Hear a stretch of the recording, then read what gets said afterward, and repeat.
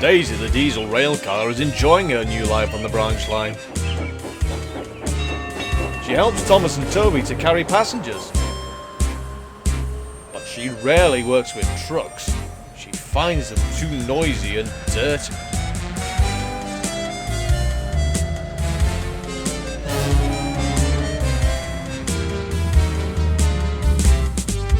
Not long ago, some troublesome trucks had pushed Percy into a brake van. He had been sent away to be mended. Thomas and Toby were pleased when Percy came home, but Daisy wasn't. Fancy letting those silly trucks get the better of you, She said. We had to do everything whilst you've been away. It wasn't my fault, Fumed Percy. They caught me by surprise, that was all. Scoffed Daisy. Not for the first time, so I've been told. If I could work with trucks, they wouldn't give me any trouble. In fact, I might teach you a thing or two, Percy. I'd like to see you try.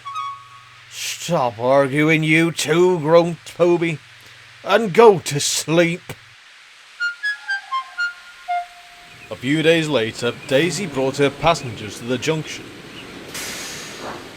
Percy was shunting close by when the station master walked up. Sorry, Percy, there's been an emergency. Toby needs your help at the top station. But what about the shunting?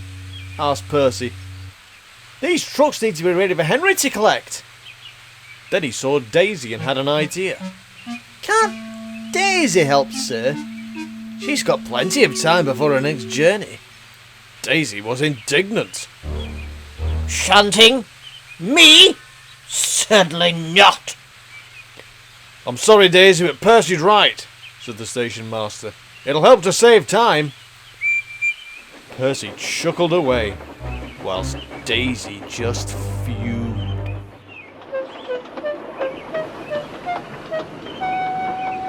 The trucks were surprised to see Daisy.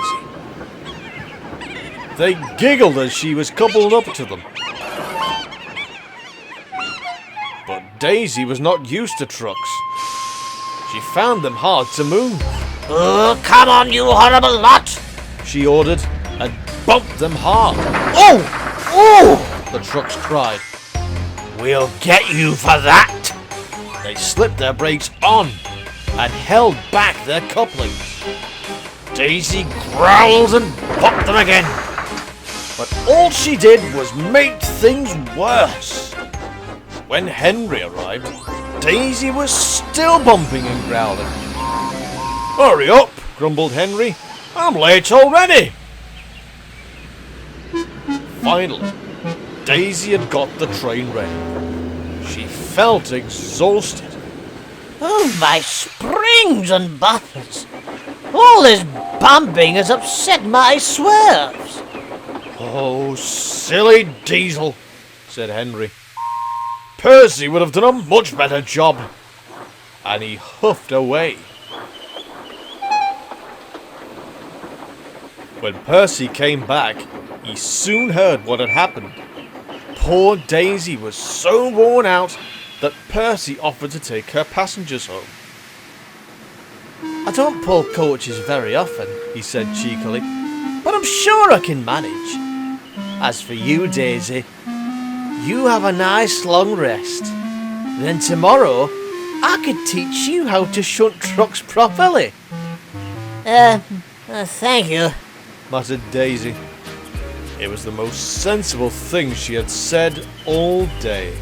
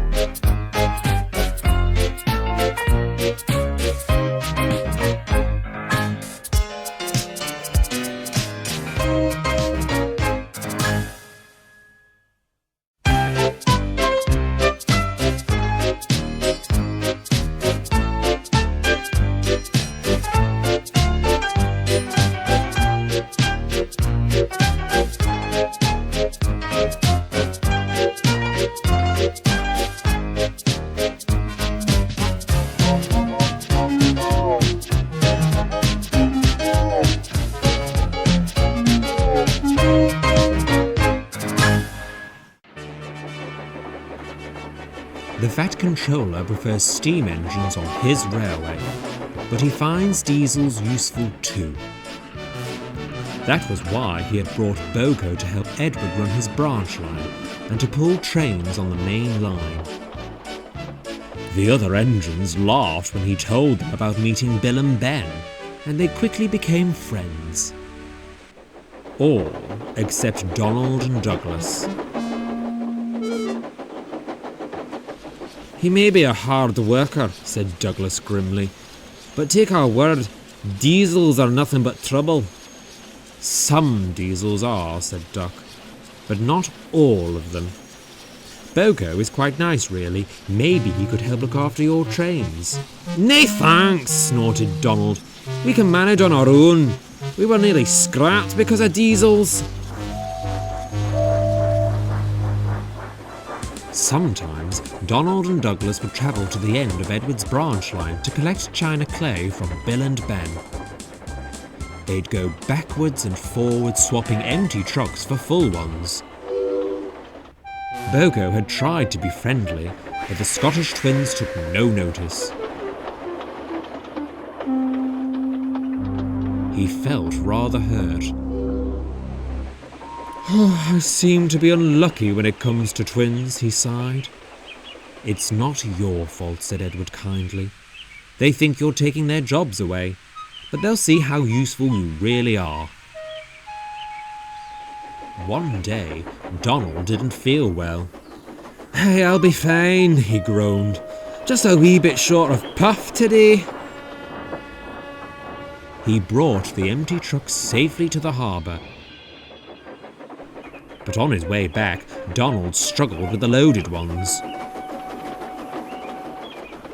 He reached the middle station, but could go no further. "You've got a steam leak somewhere," sighed the driver. "We shall need help to finish our journey." Luckily, Boco was at Edward's station. He soon brought Donald and his trucks back home. Douglas was worried. "There are more trucks to take from the harbour, and some of those need to go to the big station as well as the mainland." "But you canna do that all on your own," protested Donald. "And I don't think James would want to help out again." "I thought you said you could manage by yourselves," smiled Boco. "If you like, I could lend a wheel this afternoon, but then again, I'm only a diesel after all." Donald and Douglas sighed. They knew when they were beaten. So Boco helped Douglas collect the rest of the china clay. When that was done, Douglas delivered his trucks to the big station, while Boco took the rest over to the mainland. The trucks tried to play tricks, but Boco stood no nonsense. He made up for lost time, and the Fat Controller was pleased.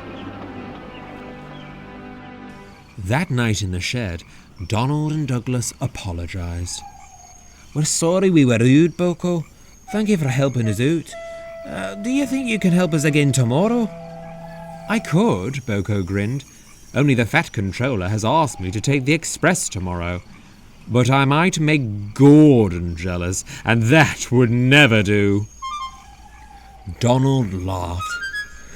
"You know what? You may say a bad sort for a diesel." "Coming from you, that's high praise indeed," chuckled Duck. Boco, Donald and Douglas are now old friends. Boco often helps with their goods trains, but he sometimes helps James and Henry to pull the express. And as for making Gordon jealous, well, that's another story.